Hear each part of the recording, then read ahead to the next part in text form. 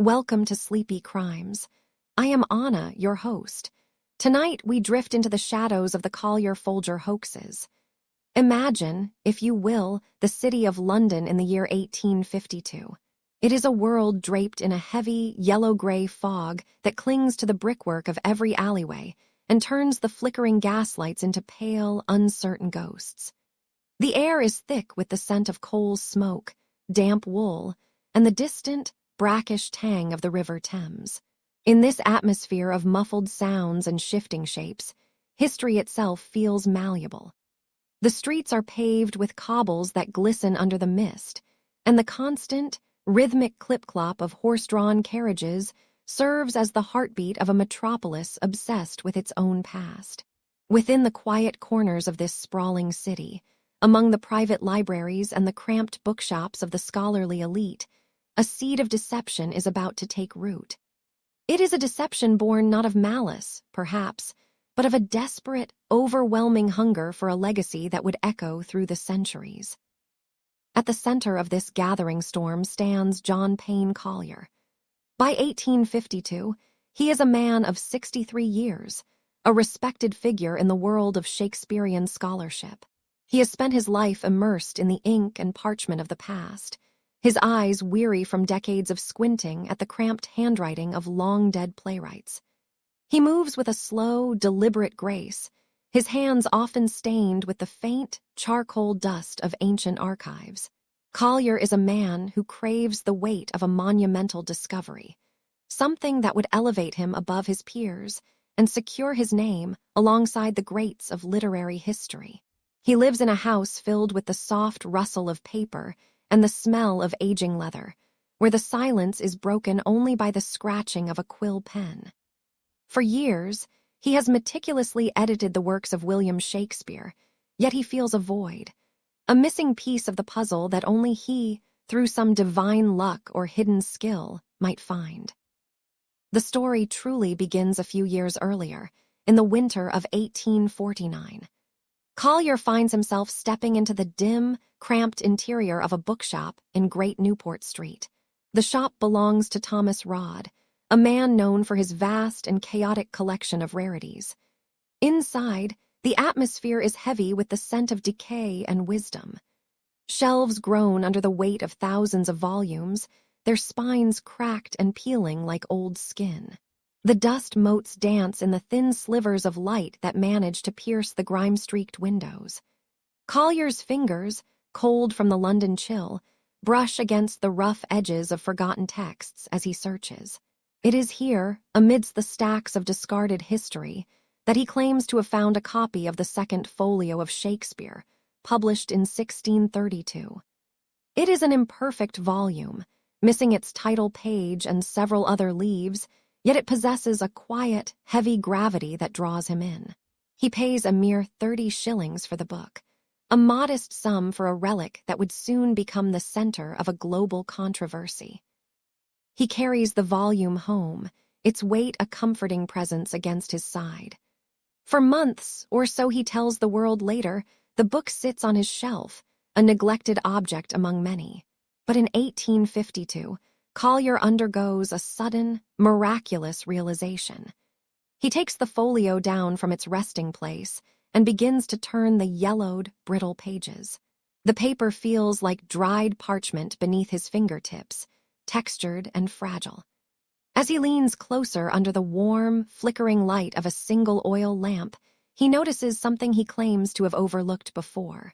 In the margins, written in a faded, sepia-toned ink, are thousands of annotations.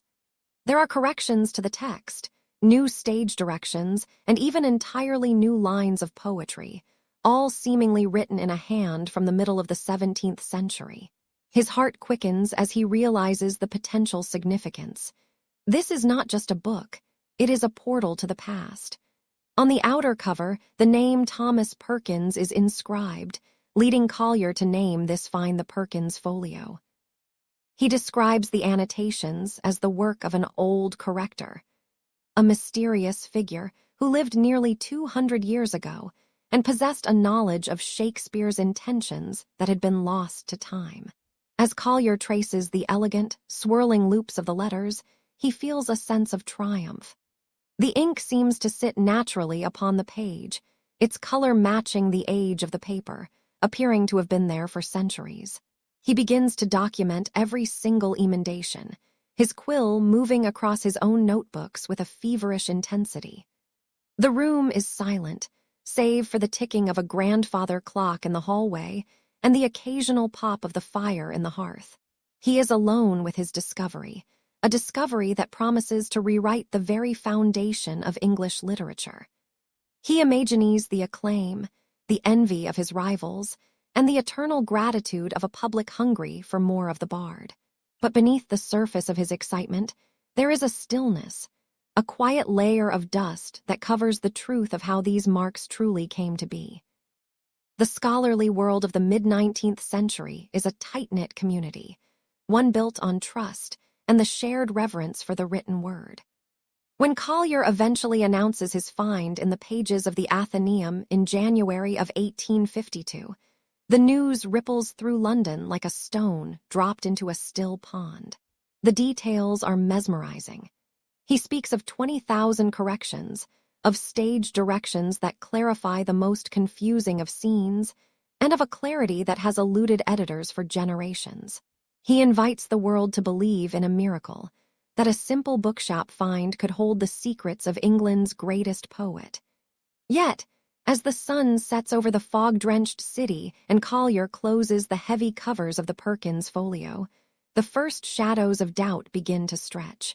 For now, the dust of 1852 remains undisturbed, coating the lies in a thin, gray veil of respectability. The deception has begun, and the world is listening, unaware that the ink on those ancient pages might be much fresher than it appears. The year was 1849. In a small, dimly lit bookshop tucked away on London's Newport Street, a heavy volume rested on a high, forgotten shelf, its spine cracked and its leather worn thin by the slow passage of 2 centuries. This was a copy of the second folio, printed in 1632, a relic of the age when Shakespeare's words were still fresh in the memories of those who had walked the boards of the globe. John Payne Collier, a man whose life was a tapestry woven with the threads of early English drama, felt the substantial weight of the book as he lifted it from its resting place. The vellum was thick and cool to the touch, smelling of aged oak, and the faint, sweet scent of decay that clings to the most ancient of libraries. He ran his fingers over the cover, feeling the grain of the hide and the shallow indentations where history had left its mark. At the time, it seemed like a standard find for a man of his stature. Yet within those pages lay a secret that would soon vibrate through every university hall and private study in the empire. The air in the shop was still, filled with the slow dance of dust motes caught in a single, narrow shaft of gray light that managed to pierce through the grime of the window pane. There was no sound but the rhythmic ticking of a tall clock and the distant, rhythmic rumble of carriage wheels on the cobblestones outside. A quiet backdrop to a discovery that would soon change the landscape of literature forever. It was later, under the soft, flickering yellow glow of an oil lamp in his private study, that Collier began to notice the marks. As he turned the pages of the 1632 folio, his eyes caught the ghost of a handwriting that did not belong to the original printers. In the wide margins, crowded against the immortal lines of Hamlet and The Tempest, were thousands upon thousands of tiny, precise corrections. The ink was a faded sepia, a brownish-red hue that seemed to have bled into the very marrow of the paper over hundreds of years, becoming one with the fiber. Collier's breath caught in his throat as he leaned closer, his magnifying glass hovering just inches above the text. He saw deleted lines replaced by new ones, stage directions that were never found in any known edition, and punctuation that suddenly turned a garbled, confusing sentence into a moment of crystalline beauty. It was as if a ghost had reached out from the 17th century to guide his hand and clarify the past. He called this mysterious figure the old corrector, imagining him as a contemporary of the bard himself, perhaps someone who had sat in the front rows of the theater, listening as the actors spoke the lines as they were first intended. The silence of his study was profound, broken only by the sharp, dry scratch of his own quill as he began to catalog these findings.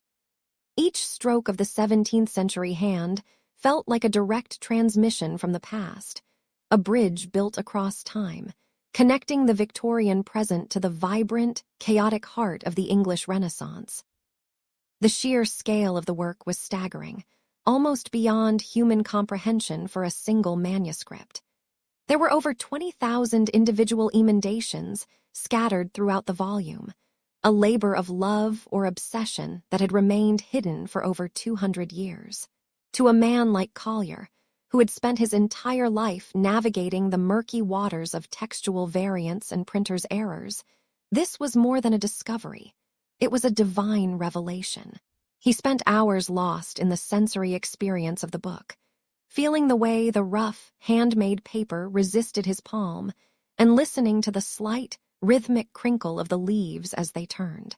The bitter, metallic taste of old ink seemed to hang in the air around him. He was a scholar who had finally found the holy grail of his profession, a direct line to the mind of William Shakespeare.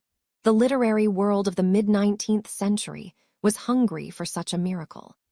They lived in an age that worshipped the poet as a secular god, and the idea that his true intent had finally been recovered through this Perkins folio was enough to set the collective imagination of England on fire.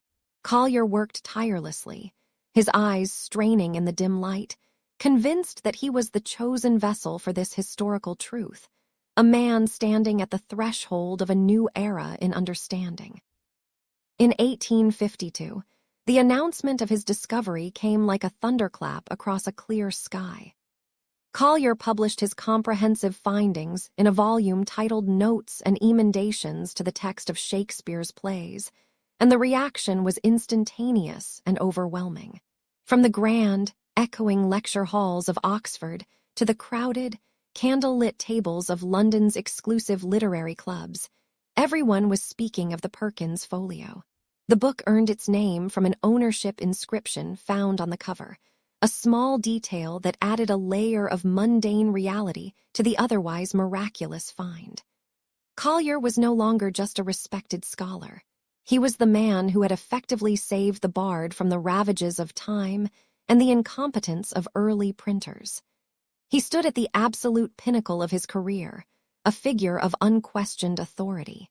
The smell of success was as heady as the scent of the old books he loved, a rich mixture of expensive tobacco, the fine parchment of new editions, and the warm, golden adulation of his peers. He was invited to the finest homes in the city, where the light of massive crystal chandeliers sparkled against polished silver as he recounted, for the 100th time, the story of how he had found the book in that dusty, unassuming shop. The world desperately wanted to believe in the old corrector, and in their desire, they granted Collier a crown of intellectual royalty that seemed, for a time, completely unshakable. His influence expanded into every corner of the dramatic arts. In 1853, he followed his notes with a single-volume edition of the plays, incorporating the corrections directly into the text without the usual clutter of scholarly debate. It was as if the 19th century had finally polished the mirror of the past until it shone. His patron, the Duke of Devonshire, took the Perkins folio into his own magnificent library at Chatsworth, treating it with the quiet reverence one might accord a holy relic. There, among thousands of other rare volumes, the folio sat in a place of high honor. When Collier visited the estate, he would walk through the long, echoing galleries where the air was cool and the scent of polished mahogany and beeswax was thick. He would see his own name mentioned in the same breath as the great editors of history, men like Malone and Stevens. The corrections were being woven into the very fabric of new theatrical productions, changing the way actors moved and spoke on stage.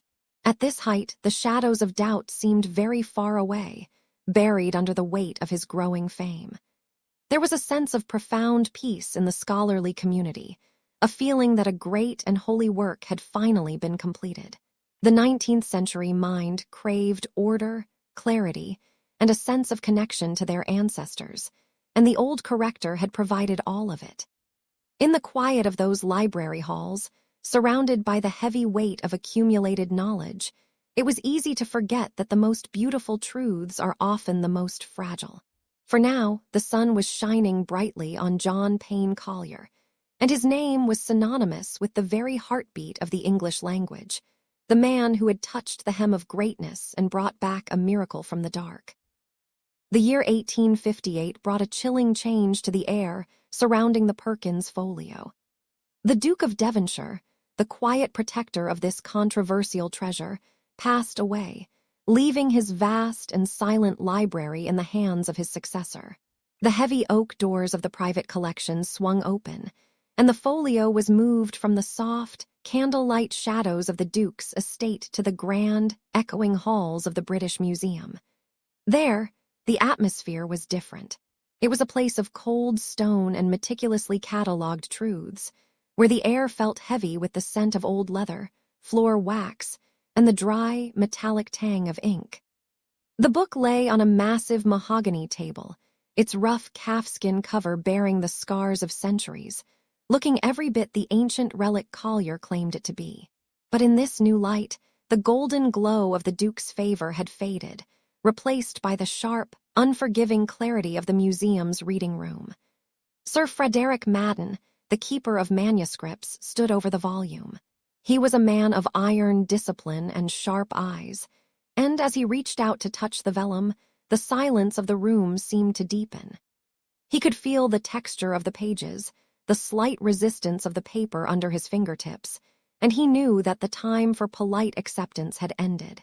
The whispers of the skeptics were no longer just echoes in the hallways of the universities. They were becoming a focused, clinical gaze. Beside Madden stood his assistant, Nicholas Hamilton, a man whose patience was as vast as the archives they tended. Together, they began a physical interrogation of the text that would take months of silent, painstaking labor. They worked in the soft, diffused light of the morning, watching how the dust motes danced in the air before settling on the edges of the 1632 edition. Hamilton used a magnifying glass, its heavy brass frame cool in his hand, to peer into the very fibers of the paper. He focused on the margins, where the so-called old corrector had supposedly left his mark hundreds of years ago. The ink was a dull, brownish hue, intended to look like the iron gall ink of the 17th century, but as Hamilton leaned closer, he noticed something unsettling. The way the ink sat upon the page was not right. It did not bleed into the fibers with the organic grace of age. Instead, it seemed to sit on the surface, brittle and forced. He could smell the faint, acrid scent of the liquid, a scent that didn't quite match the dusty, sweet vanilla of the ancient paper beneath it.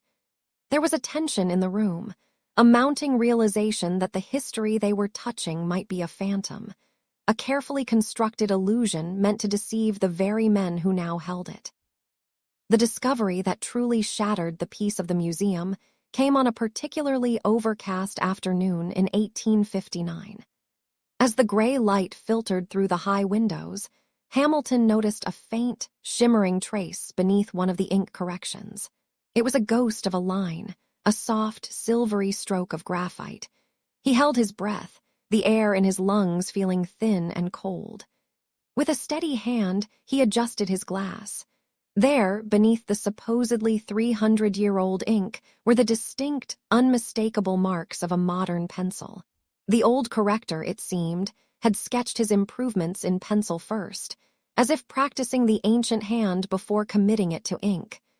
Madden joined him, and the two men stood in a profound, heavy silence. They found more.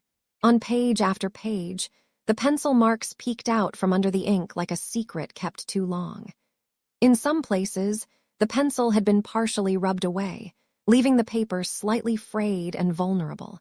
The deception was not merely an academic disagreement. It was a physical betrayal. They could see the calculated effort, the way the forger had tried to mimic the tremulous hand of an old man, Yet the modern pencil had betrayed the 19th century hand that held it.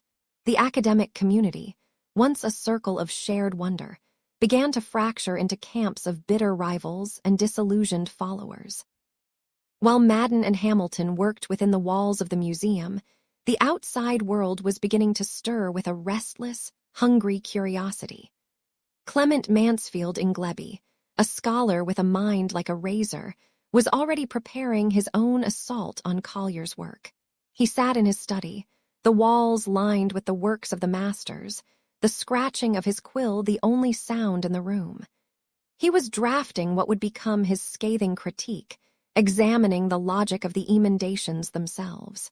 He found them too perfect, too aligned with modern sensibilities to have originated in the 1600s. The tension in the literary journals was becoming palpable. Letters were exchanged with increasing sharpness, the ink on the pages barely dry before they were sent off to the press. In July of 1859, Hamilton decided to take the matter to the public. He penned a letter to the Times, his words measured but devastating. He described the pencil marks, the simulated age of the ink, and the inconsistencies that could no longer be ignored. As the news spread through the coffee houses and the lecture halls, the image of John Payne Collier began to shift. He was no longer the humble discoverer of lost truths, but a man standing at the center of a darkening storm, his hands stained with the very ink he had used to rewrite history. The atmosphere in London's scholarly circles turned frigid. When Collier entered a room, the conversation would often falter, the air thickening with unspoken questions. He remained defiant, his voice steady even as his world began to fray at the edges. He claimed the pencil marks were the work of some previous, unknown owner, or perhaps even a malicious attempt by his enemies to discredit him. But the evidence was mounting like a rising tide. The handwriting of the corrections, when placed side by side with Collier's own correspondence, revealed haunting similarities. The same loops, the same specific slant of the letters, the same idiosyncratic way of crossing a T. It was as if his own shadow had stepped onto the pages of the folio. The skepticism was no longer a whisper, it was a roar. Scholars who had once championed him now looked at their own libraries with a newfound suspicion, wondering how many of the documents they prized were also the product of a clever quill and a desperate mind. The Perkins Folio, once a beacon of Shakespearean light, had become a monument to the fragility of truth, its pages heavy with the weight of 1,000 secrets that were finally, slowly, being pulled into the light. The air inside the British Museum in July 1859 carried a specific, heavy stillness. It was a warmth that did not feel like summer, but rather like the slow, pressurized breathing of millions of old pages. In the Department of Manuscripts, the light filtered through high, arched windows, casting long, dusty fingers across the heavy oak tables. It was here that the Perkins Folio sat, a heavy volume bound in rough calfskin that had once been hailed as the greatest literary find of the century. But the atmosphere had shifted. The reverence that once surrounded the book had curdled into a cold, clinical curiosity. Sir Frederick Madden and his assistant, Nicholas Hamilton, approached the volume not as students of Shakespeare, but as detectives of the written word. The room was silent, save for the rhythmic, distant ticking of a mahogany clock and the occasional, dry rustle of parchment from a neighboring desk. Every sound seemed amplified, every breath a weight in the quiet air. Nicholas Hamilton reached out, his fingers hovering for a moment above the cover before he made contact. The leather was cool and slightly pebbled, holding the faint, metallic scent of the library's humid air. As he peeled back the heavy cover, the spine gave a low, musical groan, a sound that seemed to echo the centuries it claimed to represent. The pages were thick and creamy, their edges softened by time and the countless hands that had turned them. He began to turn the leaves slowly, one by one. The ink of the annotations was a deep, sepia brown, appearing to have sunk deep into the fibers of the paper over 200 years ago. To the naked eye, These corrections looked like the work of a phantom editor from the 1600s, a diligent soul who had sat by candlelight to fix the errors of the printers. But Hamilton had noticed something strange in the way the light caught certain curves of the letters. There was a dullness, a hidden layer that didn't belong to the 17th century. He brought forth a magnifying glass, its brass rim cold against his palm and polished to a mirror shine. Beside him, Sir Frederick Madden watched with a focused, predatory intensity. They adjusted a small, portable lamp, directing a sharp beam of yellow light across the page of Hamlet. The light revealed the microscopic landscape of the paper, the valleys and ridges of the hand-pressed sheet, the tiny craters where the ink had pooled and dried. As Hamilton leaned in, his eye pressed close to the lens, the world outside the circle of glass vanished. He focused on a specific correction, a word written in the margin that supposedly clarified a clouded passage of the play. He moved the lens back and forth, seeking the exact point where the ink met the blank space. It was then that he saw it, a faint, shimmering ghost of a line. It was not brown like the ink, nor was it part of the paper's natural grain. It was a pale, silvery gray, trailing just slightly outside the boundary of the inked letter. His heart skipped a beat in the heavy silence of the library. He moved to another page, then another, his hands moving with a precise, trembling speed. In the margins of The Tempest, and again in Henry IV, the same spectral presence appeared. Beneath the dark, ancient-looking ink sat a foundation of graphite. It was a modern pencil, a tool of the 19th century, used to carefully sketch the letters before they were traced over with the fraudulent ink. The graphite was like a silver skeleton hiding beneath a mask of old skin. In some places, the forger had been careless, failing to follow his own guide marks exactly. In other spots, he had tried to rub the pencil away, leaving behind telltale smudges and a slight sheen that only the focused light of the microscope could betray. It was the physical proof of a lie. The old corrector was not a ghost from the 1600s. He was a contemporary man with a lead pencil and a deceptive heart. The discovery was devastating in its simplicity. They spent hours moving through the 20,000 corrections, finding the same graphite ghost lurking beneath the surface again and again. Each discovery felt like a fresh betrayal of history.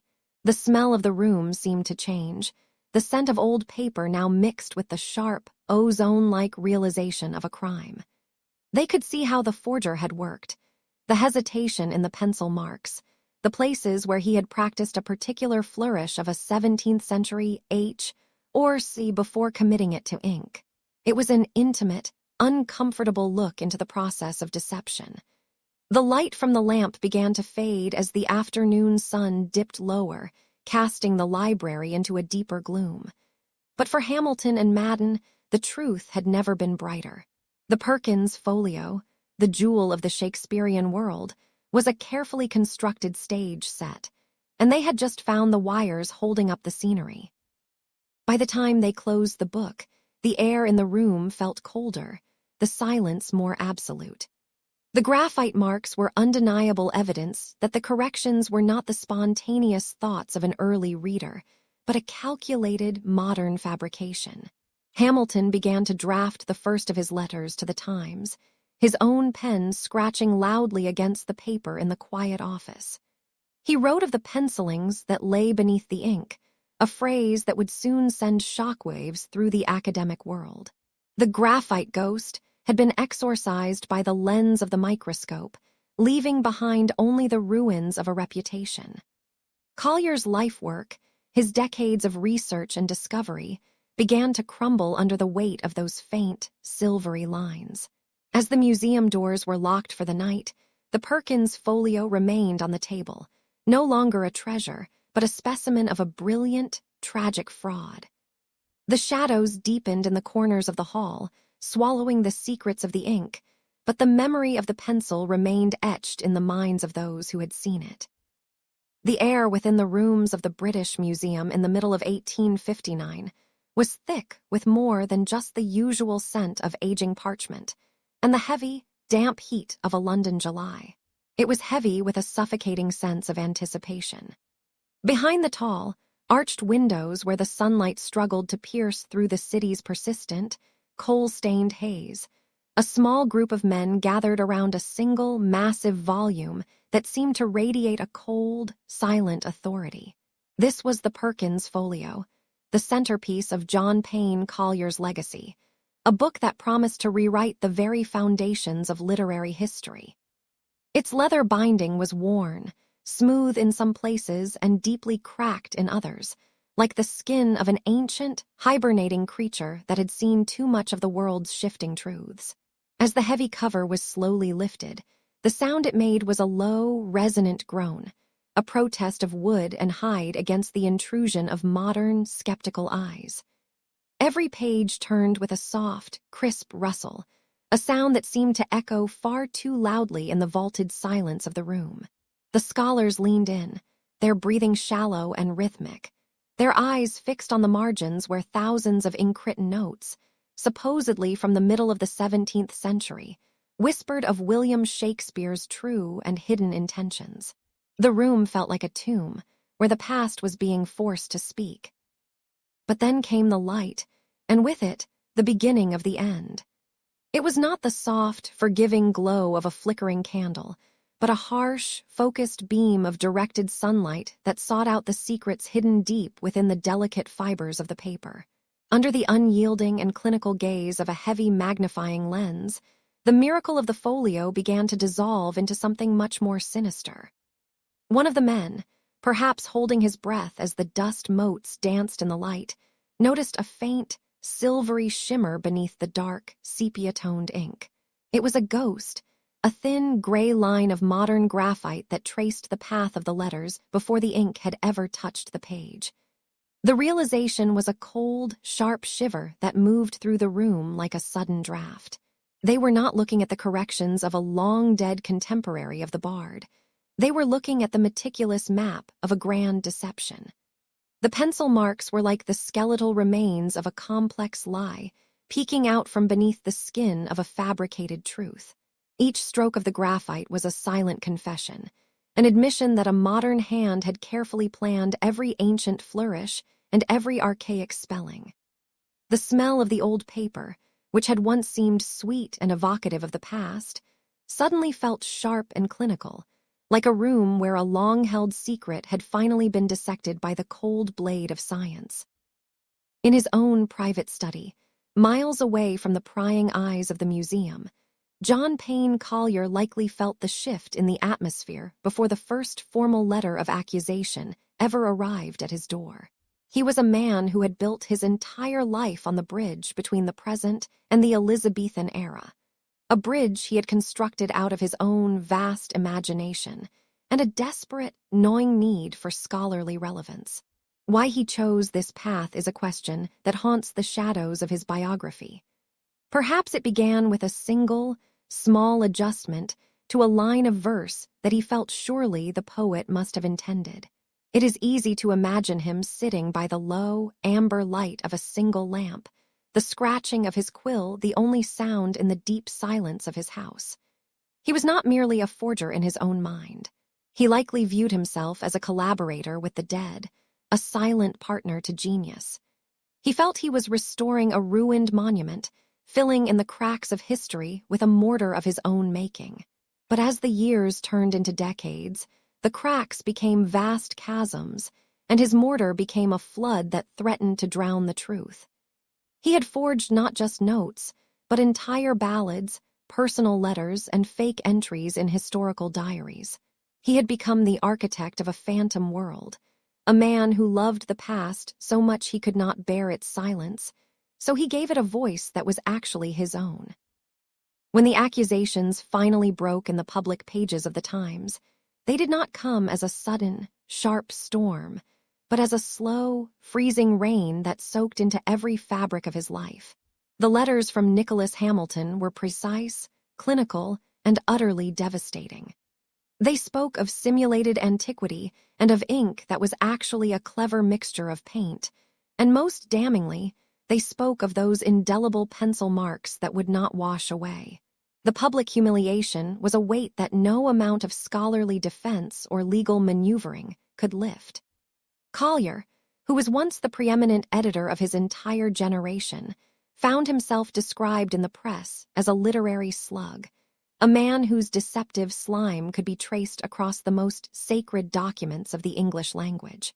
The invitations to the great country houses ceased almost overnight.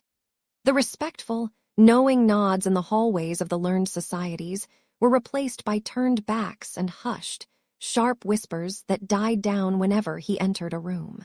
He watched from the sidelines as his contemporaries, many of whom were men he had mentored and shared tea with, systematically took apart his life's work, page by painful page. The evidence was simply too heavy, a mountain of forged ink and broken trust that crushed the reputation he had spent 70 years carefully building. In the end, the weight of proof left him in a peculiar and lonely kind of exile. He lived on for many years, eventually reaching the age of 94, but he lived in a house of long shadows where every book on his shelf served as a quiet reminder of what had been lost. The silence that now filled his rooms was different from the peaceful, scholarly quiet of his youth. It was the heavy, hollow silence of a man who had tried to talk to history and found that history had nothing left to say back to him. The graphite lines remained etched in the records, even after the ink was long dry, a permanent mark of the exact moment the bridge between his reality and his fiction collapsed. As the fire in his hearth would die down to red embers in the late evening, the flickering light would play over his aged hands, the very same hands that had so carefully mimicked the handwriting of the 1600s. He was a man caught between two worlds, belonging fully to neither, left only with the cold, heavy reality of the evidence that had finally and irrevocably set him apart from the truth. The world moved on, and the plays of the great bard remained untouched in their essence, but the name of Collier became a permanent warning, a ghost haunting the margins of the very books he had once tried to claim as his own legacy. The air inside the Folger Shakespeare Library in Washington, District of Columbia, carries a weight that is difficult to describe. It is a silence that feels almost liquid, a stillness that pools around the massive oak tables and the towering shelves of the reading room. Outside, the world of politics and stone monuments hums with a frantic, modern energy, but once you pass through the heavy doors, the tempo of time shifts. Here, the scent of vanillin and aged leather rises like a faint, sweet mist from the archives. The architecture itself is a bridge between worlds, with its white marble exterior standing in stark contrast to the warm, Tudor-inspired woodwork of the interior. In the deep, climate-controlled vaults beneath the street level, the history of the English language is kept under lock and key, protected from the ravages of light and humidity. Among the 82 copies of the First Folio and the thousands of authentic manuscripts, there lies a shadow. It is a collection of documents that tell a story not of Shakespeare's genius, but of one man's desperate, brilliant deception. This is where the legacy of John Payne Collier finally came to rest, tucked away in the very stacks he once sought to conquer through artifice and ink. To look upon the forgeries today is to witness a ghost in the machine of scholarship. Imagine the Perkins Folio, that heavy, weathered volume of 1632. Its leather cover is scarred by time, the edges worn soft by centuries of hands turning its pages. For years, it was the crown jewel of a lie, celebrated for the thousands of handwritten corrections that supposedly offered a direct line to the 17th century. When you lean in close, the silence of the library seems to magnify the tiny, dark strokes of the pen. But there is a secret hidden beneath that ink, a secret that was only revealed when the cold, unforgiving lens of a microscope was brought to bear upon it. Experts in 1859 and 1860 began to notice something unsettling. Beneath the bold, antique-looking ink, there were faint, spectral lines of lead. John Payne Collier had first sketched his discoveries in pencil, a modern 19th century hand guiding the graphite before covering his tracks with a chemical imitation of age. It is a chilling thought. The scholar sitting in the flickering lamplight, hunched over a treasure he was slowly desecrating, his heart likely racing as he practiced the loops and tails of a dead man's script. The tragedy of Collier is not that he lacked talent, but that he possessed too much of it. He was a man who had reached the age of 94, living a life that spanned nearly a century of monumental change. He was a contemporary of the greats, a man who had played billiards with Keats and listened to the musings of Coleridge. He was already a respected authority, a titan of the archives who had unearthed genuine treasures that we still rely on today. And yet, there was a hunger in him that the truth could not satisfy. Perhaps it was the intoxicating power of being the one to find the missing link, the voice from the past that answered every lingering question. In the quiet of his study in Maidenhead, as the fog rolled off the Thames, he must have felt like a god of history, rewriting the past to suit his own narrative. His old man's diary, a document written in his twilight years, is itself a labyrinth of half-truths and fabrications, proving that the habit of deception had become as natural to him as breathing. He was once called a literary slug by his rivals, a man whose slime would forever trace a path through the snow of the English Renaissance. It is a harsh image, yet one that speaks to the enduring stain his work left upon the purity of the record. The forgeries now serve a different purpose. They are no longer treated as evidence of Shakespeare's intent, but as evidence of the human psyche, of the thin, porous line between passion and obsession. They are kept in the Folger and the British Library not as shames to be hidden, but as essential lessons in the art of the con. Scholars today study the very pencil marks that once brought him down, using modern technology to peel back the layers of his deceit.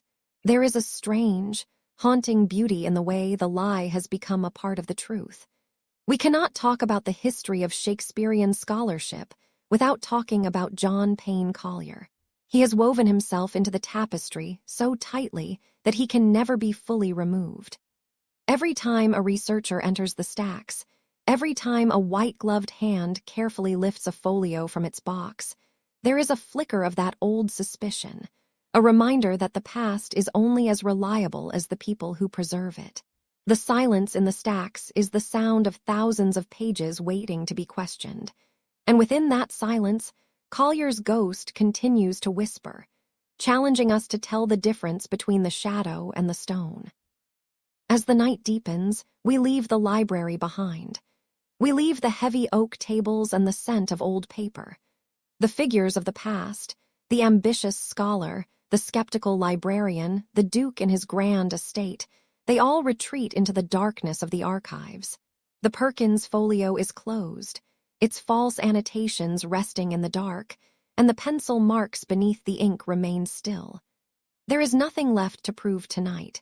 The mystery of why a man of such brilliance chose to build a house of glass remains a question for the morning. For now, the world is quiet. The shadows in the corners of the room are soft and unthreatening. The weight of the centuries is lifted from your shoulders, leaving only the gentle rhythm of the present moment. The case rests now. Let the details fade. You are safe. Close your eyes, breathe deeply, and have a good night. Sleep well.